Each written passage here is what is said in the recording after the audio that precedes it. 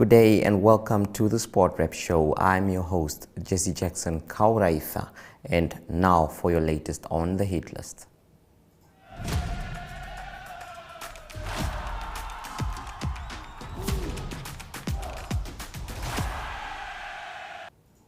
The Namibian Local Authority Sports and Recreation Association Games are underway in Swakopmund under the theme Local Authorities Employees Mental Health Matters.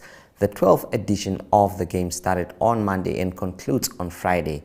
Erongo Regional Governor Neville Andre commented, "The government of the Republic of Namibia recognizes the benefit of a safe and healthy working environment for workers in Namibia as it enhances productivity and economic growth.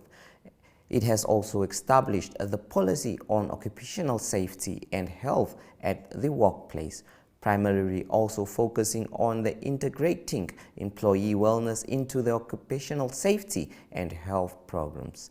Ensuring safety and health and wellness of the working population is a primary responsibility of the government," Itopa said.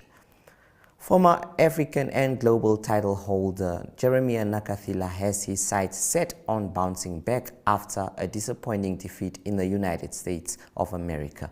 The boxer says he has been angered by how proceedings went down in the USA, but still believes he can push back to become one of Namibia's greatest champs. Nakathila lost to Raymond Moratala in their lightweight 10-round contest last weekend. Nakathila is back in the country and ready to pounce again. "I will come back and make a statement because as a fighter you will always win some and lose some. I still believe the referee stopped the fight prematurely because I was doing fine and could have." The Americans' win came via a technical knockout in the second round at the 2-minute 48 seconds mark. The fight was an undercut to Devin Haney and Vasily Lomachenko's fight at the MGM Grand Garden Arena in Las Vegas, which Haney defended successfully. Moratala rocked Nakathila with a right hand when this were just over 20 seconds left to go in the second round. Nakathila moved backward onto the ropes. Moratala swamped him and unloaded a barrage of power punches, and the referee, Robert Hale, stepped between them because he thought the Namibian was too hurt to continue. Founder of AC Moses has informed the public that there has been a change in the hosting of a fundraising gala dinner for Baby Metha. The fundraising gala event for Baby Metha's medical expenses was initially scheduled for 27 May but will now take place on 9 June.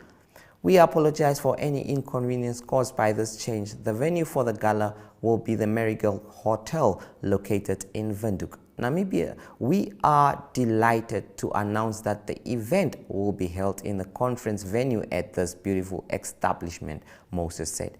AC said that they understand the importance of the gala in support of Baby Metha's medical expenses and greatly appreciate the continued support. Moses believes that the new date and venue will provide them with a chance to have a wonderful evening that can make a difference in Baby Metha's life.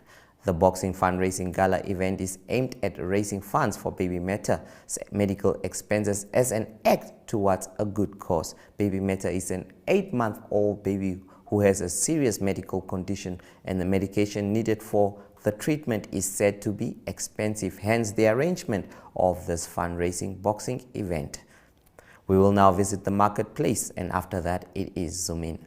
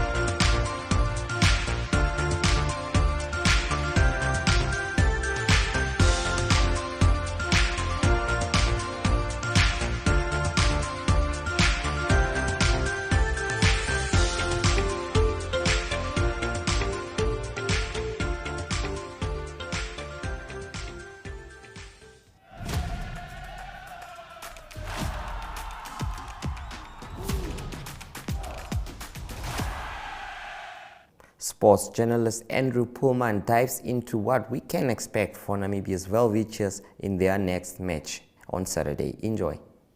We are joined, that is, by Andrew Pullman, a veteran sports journalist that has come of age. Today we're here to speak about a lot in rugby. We know that it is a big year in terms of the Rugby World Cup and all. But first, tell us about the Welwitschers. They do have a big match this weekend, a very important one for them. What do you see of their chances, and how have you assessed them so far in this tournament? Yeah, so they are playing, the draft Welwitschers are playing against the Boland Cavaliers in Oneuptwo on Saturday, 4 o'clock at the Agigangop Stadium. So they've come off an off weekend, a bye weekend. So they've had some time to rest and repair and to be fresh for the match after they won the previous match against the Simbas from Kenya. Obviously, a match that we saw, yeah, they took the early lead 21-0 and started very well, and then just gradually maybe allowed the Kenyans to come back in the match, and towards the end Kenya made the score level at 27-all, and then the Welwitschers, they scored a very nice try, then rounded off by the lock Johan Luttig. Nice move in the back line. So we'll see on the weekend. The Boland Cavaliers, they just came off a win against SVT Eagles, who are the front runners in the competition. They beat them by 29 points to 15. So they should present quite a big challenge as well. I think in the last two matches that are still ahead of the Namibians, I think they would like to get maybe a win against one of the South African teams if possible. Yeah, so it'll be very good for their confidence, I think. There's Alistair Kutsia and also Chrisander Botha, so the coaches, they've said they are a bit wary of the heavy pack of forwards that the Boland has got. And also in the backline they have a lot of speed and quick stepping players, very agile.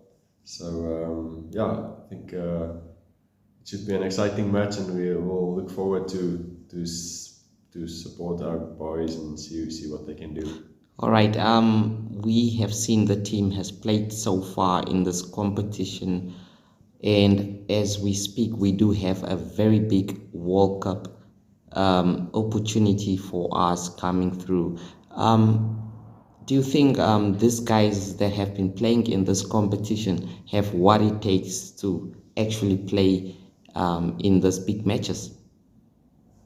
I think there are some of them that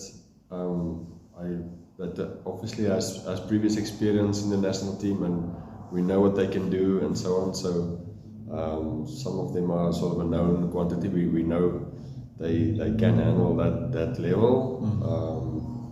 It's been very interesting the move that they made in the last match. Out of necessity, after Andre van den Berg got injured, they moved Danko Burger to the fly-off position, which actually worked out pretty well. And I think it's a move that has some potential, and they're looking for somebody that can attack the line and not just be a kicking fly-off and so on. He'll be getting his second opportunity against the Cavaliers to develop and to also to combine with the rest of the backline. And so I think it is a move that was worth trying out. Apart from that, I think there's quite a number of forwards that really put up their hand with really physical performances and really got stuck into the opposition. So it's just a matter of just putting the whole performance together. So the coaching staff has also confirmed that at the conclusion of the Mzansi Challenge, they'll have 2 training camps where the national teams will be joining from overseas. So starting from the 26th of June, firstly in Windhoek, and then from the 10th of July, they'll have another camp in Swakopmund. So it'll be interesting to see who gets called up from overseas and which of the local guys make the cut. You have been speaking to the coach for a while, and I'm sure you do have insights of how he feels about Namibia's potential.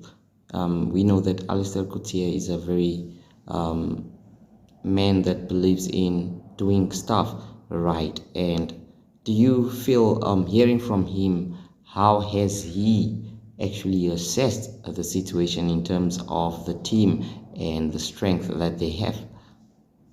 Yeah, I think the combination seems to work quite well with Coach Alistair, and so they get along well. And I think he expressed that he's been impressed with the first 30 minutes that they've started against Kenya. Maybe not the best of opposition in the bigger picture, but so looking to extend their fitness and their performance over a longer period of time in the match. I think the South African teams usually, their tempo and the physicality and skills and so on is a good test for us.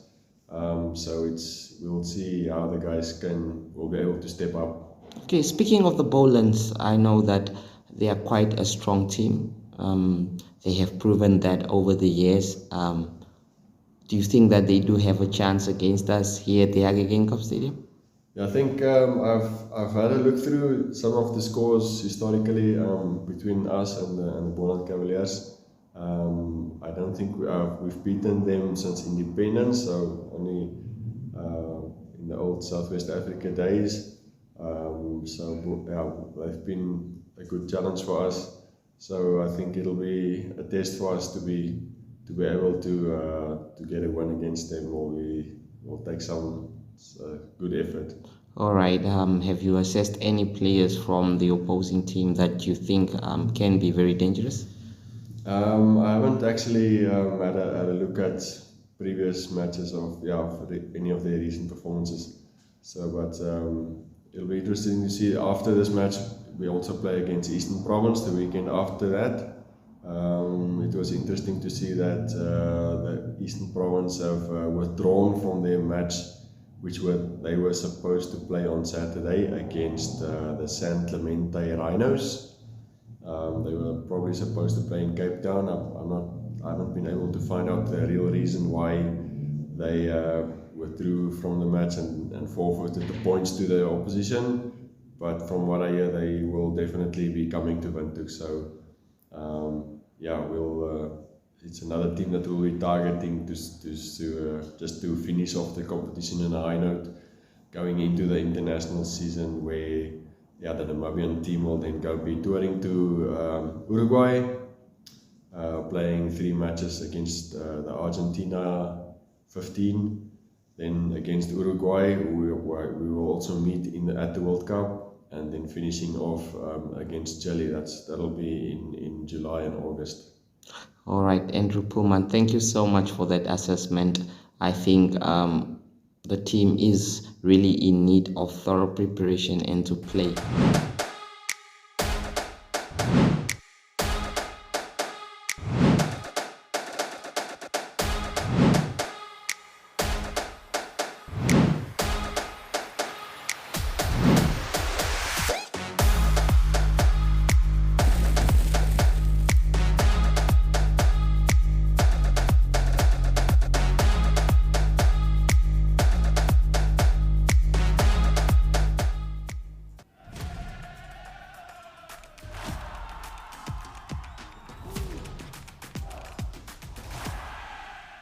On this Spotify, our reporter Mariet Angula speaks to his girl now hung up on in terms of his chess endeavors.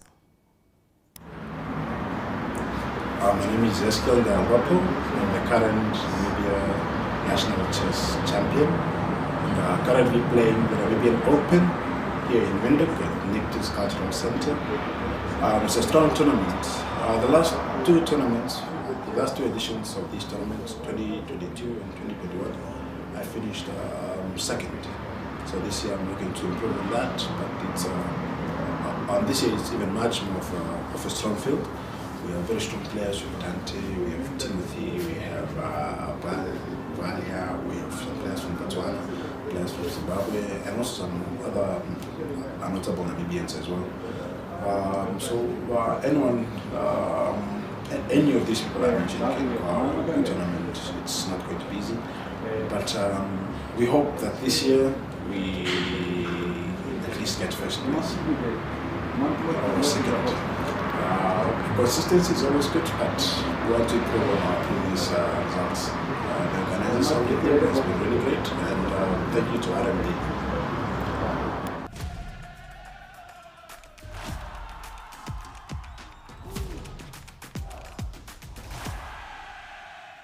That was it from Spotify. Let us go to the marketplace before Le Rugby Joel.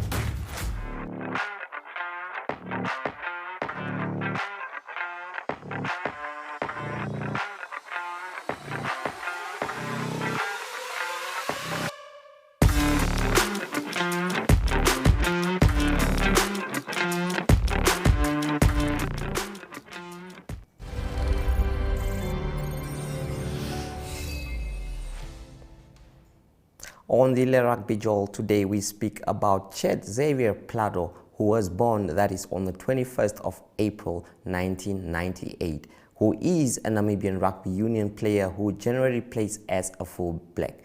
He represents Namibia internationally as well. He was included in the Namibian squad for the 2019 Rugby World Cup, which was held in Japan for the first time, and also made his first World Cup appearance.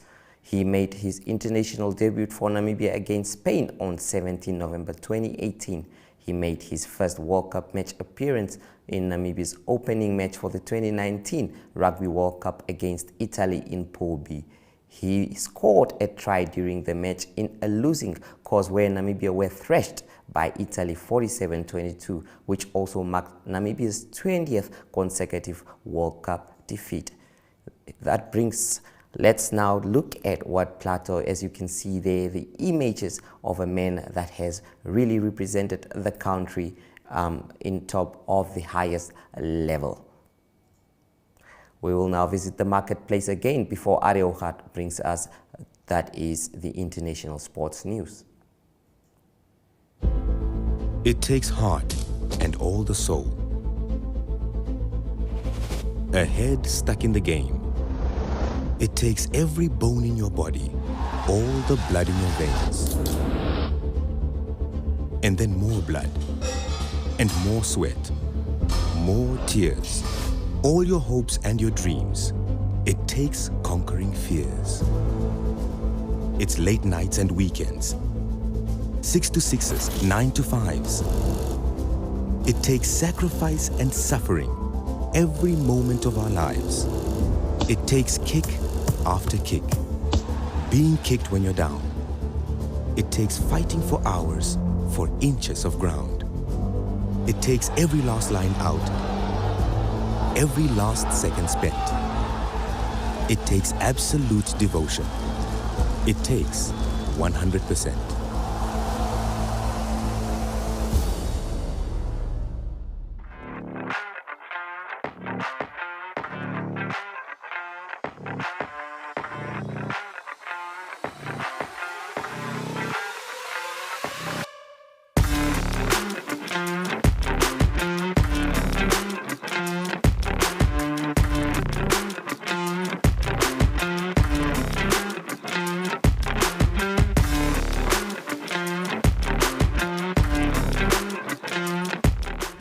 This May, choose brand new. Choose drama and deceit. I'm very attracted to you. Oh. Would you be interested in having an affair? Choose fights and fallouts. I won, and that was right. I brought the heat. I mean, I'm gonna destroy you. Choose truth and discovery. I miss her every day. I see her every day. Choose fresh shows, series, and original entertainment. This May, choose brand new. Choose DSTV.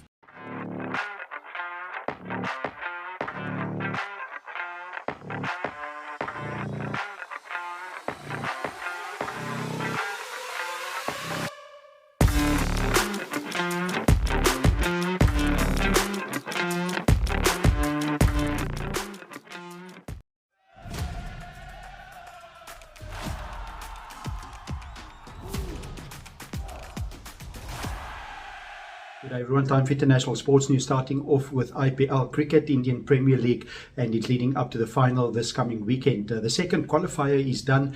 It's the Mumbai Indians that beat the Lucknow Super Giants by 81 runs quite convincingly, and they through to the next qualifier. They will now play against the Gujarat Titans.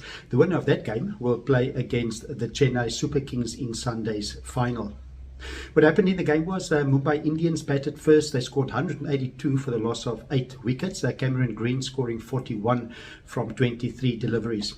But the real hero was the bowler Akash Madwal. He took 5 wickets for just 5 runs. That was when Lucknow's Super Giants batted in their innings, and he took 5 wickets for just 5 runs in 3.3 overs. Great figures there by Madwal. Continuing with cycling news, it's a Giro d'Italia that continues. It was stage 17, and the Giro d'Italia will finish this coming Sunday with stage 21 in Rome.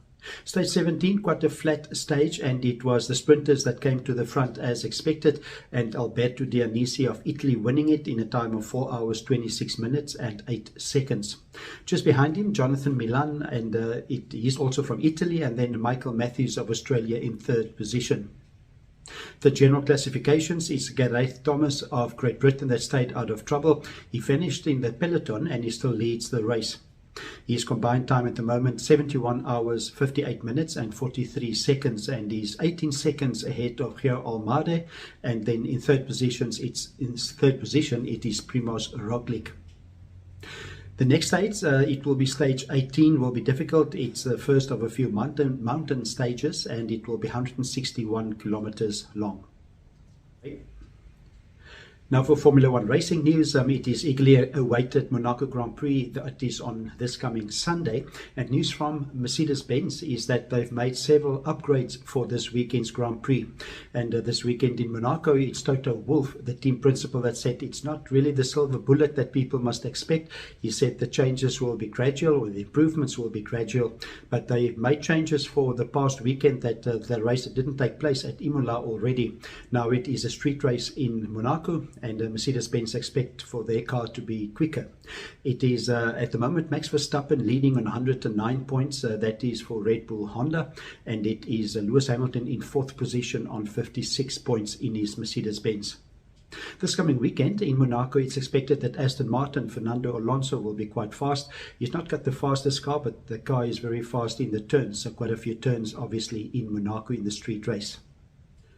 Qualifying for Monaco will be on Saturday, and the main race will be on Sunday.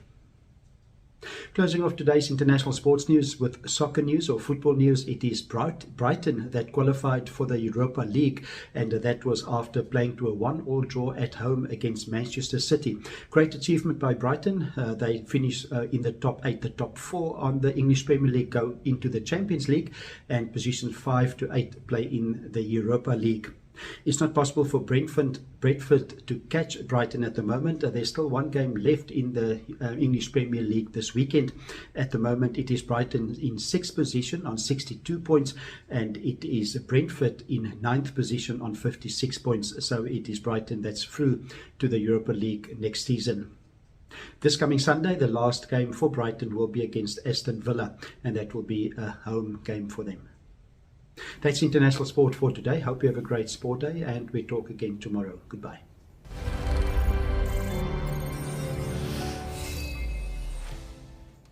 Thank you so much, Ari. And that brings us to the end of today's show. Catch the Sport Wrap again tomorrow at the same time and place. Goodbye.